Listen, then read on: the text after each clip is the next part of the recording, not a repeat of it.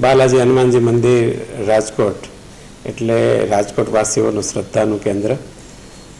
આજે ભારત વર્ષ આ સ્વતંત્રતા પર્વ 15 ઓગસ્ટ ઉજવી રહ્યું છે ત્યારે બધાના હૃદયમાં દેશ પરત્વેની જે ભાવના છે એ આજે પણ બાલાજી હનુમાનજી મંદિરમાં બધા ભક્તોની શ્રદ્ધા અને ભાવનાથી દાદાને આ તિરંગાના જે વસ્ત્રો ધારણ કરવામાં આવ્યા છે એ ખૂબ બધા ભક્તોની લાગણી અને દર્શન કરીને બધા વધારે અભિભૂત થાય છે.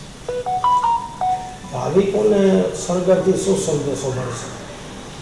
બસ દાદાને આ સ્વતંત્રતા પર્વના જે વસ્ત્રો છે, જે વાઘાઓ છે, એનાથી દરેક ભાવિકોને એ દર્શન પછી કે આપણા ઈષ્ટદેવમાં પણ જો આવી ભાવના હોય તો દરેકના હૃદયમાં આ ભારત દેશ પરત્વેની અને દેશદાજ બધાના હૃદયમાં વધારે ઊભી થાય અને દેશ પરત્વેનું મમત્વ ઊભું થાય એવી ભાવનાઓ સાથે આ વાઘાઓ ધરાવવામાં આવ્યા છે.